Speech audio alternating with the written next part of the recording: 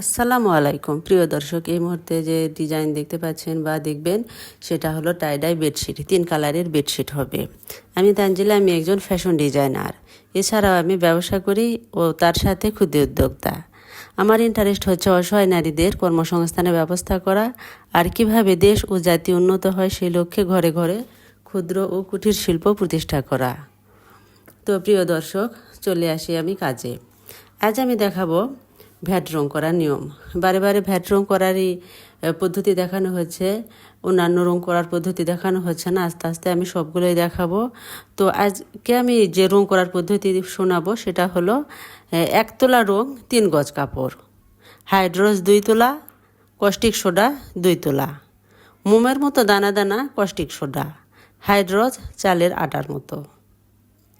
তো আমি প্রথমে বেগুনি রং করলাম। বেগুনি রং করে তারপর দেখতে পাচ্ছেন প্রিয় দর্শক, একটু ঝরাতে দিয়েছিলাম। তারপরে পলিথিন দিয়ে পানি ঝরানো হয়ে গেলে আধা ঘন্টা পর আবার আরেকটা রং করব, সেটা হলো কমলা কালার।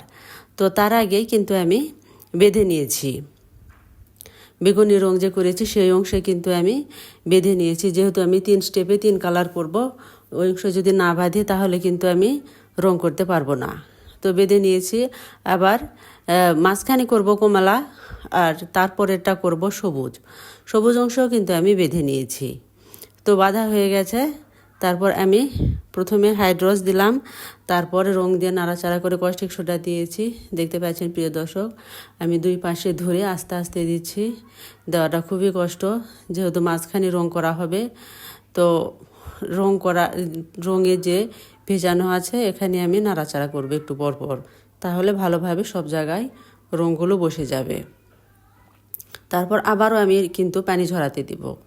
পানি ঝরানো হয়ে গেলে আবার সবুজ কালার রং গুলব। সবুজ কালার রং গুলে সেখানে আমি যে কমলা কালার করেছি সেই অংশে আবারও পলিথিন দিয়ে পেঁচাবো।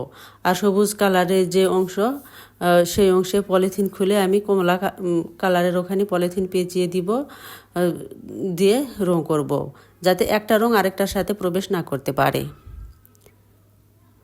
তো প্রিয় দর্শক, এটা কিন্তু খুবই কষ্ট 3 কালারের রং করা, যেহেতু এটা ভ্যাট রং পদ্ধতি আর গোল গোল করে করা। তো এখানে আমি ভালোভাবে নাড়াচাড়া করছি বালতিতে দিয়ে। ভালোভাবে নাড়াচাড়া করার পরে তারপরে এটা আমি আবার 15 মিনিট রেখে দিব। 15 মিনিট রেখে দিয়ে রঙের মধ্যে 15 মিনিট রাখবো। 15 মিনিট রাখার পরে আবার ঝরাতে দিব আমি। আধা ঘন্টা পরে আস্তে আস্তে বাঁধন খুলে পুকুরের পানিতে ধুয়ে নিয়েছি। তারপর হালকা রোদে শুকিয়ে তুলে এনেছি। তো 3 কালার কেমন হয়েছে? আমার বেডশিট যদি ভালো লেগে থাকে অবশ্যই আমার পাশে থাকবেন, আমাকে সাপোর্ট করবেন, আর বেশি বেশি করে আমার চ্যানেল শেয়ার করে দেবেন। প্রিয় দর্শক, আবারও নতুন একটা ভিডিও নিয়ে হাজির হব। সেই পর্যন্ত আপনারা ভালো থাকুন, সুস্থ থাকুন। এই বেডশিটের জন্য 1 তোলা বেগুনি রং, 2 তোলা কমলা রং আর 2 তোলা সবুজ রং নিয়েছি। যেহেতু বেগুনি রং অল্প লাগবে, 1 তোলা রং অত পরিমাণ লাগবে না, তারপরেও নিয়েছি।